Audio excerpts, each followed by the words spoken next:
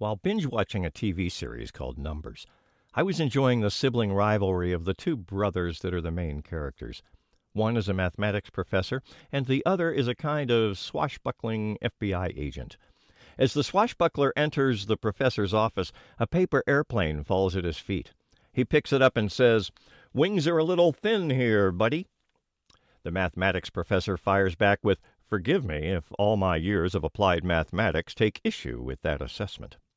To that, the swashbuckler replies, "Well, you'll forgive me if all my years of high school detention say I'm right."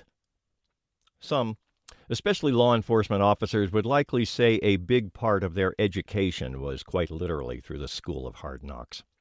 Those actually, or just perceived as being on the wrong side of the law, would likely attribute their education to the same school. Billie Holiday paid a big price for singing about strange fruit. And of course, we all know Jesus was also in the perceived as category by those who wanted to squelch his message about spiritual fruit. Our sovereign Lord came to earth to personally experience the joys as well as the injustices that are a part of the human experience. In his gospel narrative, John quotes Jesus as saying, "My prayer is not that you take them out of the world, but that you protect them from the evil one." Jesus held that the personal experience of faith is one in which challenges are a central feature. For us, life, liberty, and the pursuit of happiness are practical strivings. Potential evil serves to highlight the good by contrast.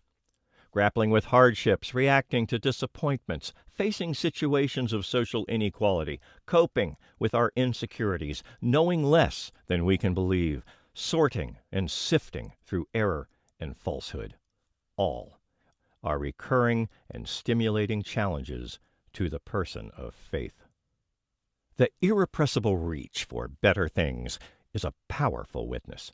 You've probably seen the popular bumper sticker that reads, "It's all good."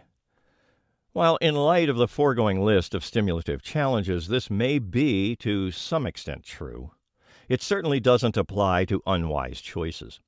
Paul said it best in his epistle to the Romans when he wrote, "And we know that all things work together for good to them that love God, to them who are called according to his purpose."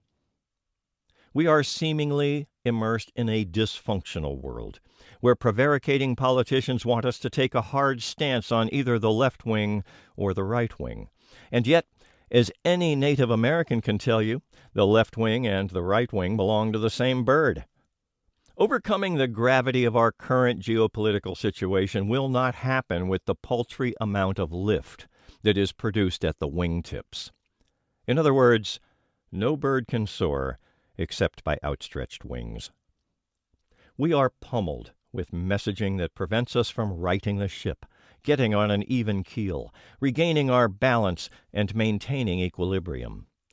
We were told through Proverbs that where there is no vision, the people perish. The political operatives of our day have offered no inspiring vision for the planet as a whole. They have instead sought, often in the name of God, to advance their own clubs of self-righteous exclusivity. They have exhibited few of the statesman-like qualities that will move us forward in the knowledge that God divinely loves his people, all of them. Jesus sent us a spirit helper, the Spirit of truth. He said this Spirit would lead us into all truth. And yet, for this to occur, we must be responsive to divine leading. If we are, the Spirit can lead us far beyond the elemental and fundamental religions of our mortal existence into an experiential relationship with the God of all creation, the first source and center, the cause of causes, the one and only uncaused cause, and the most intimate friendship we will ever know. Every true teacher acknowledges that experience is the best teacher. When we experience the realization of the divine indwelling, our human experience becomes one of perpetual life enrichment, ever-progressing reality, a closer walk with Thee, and a relationship with Him that transcends all human controversy. Paul also observed that for in Him we live and move and have our being. Indeed, it is the experience with Him and in Him that qualifies us for eternal life. The experience acquired in this short lifetime will also serve us throughout all of eternity. We have choices before us that will ensure our extinction or survival. Our planet will become either an orgy of darkness and death or a world of light and life. This is not a time to land somewhere between wishy and washy, or to be proactively straddling the fence. Jesus said, "This is my command, that you love one another as I have loved you." The experience of loving is in direct response to the experience of being loved. It is not enough that the Spirit be poured out upon us. The divine Spirit must dominate and control every phase of human experience.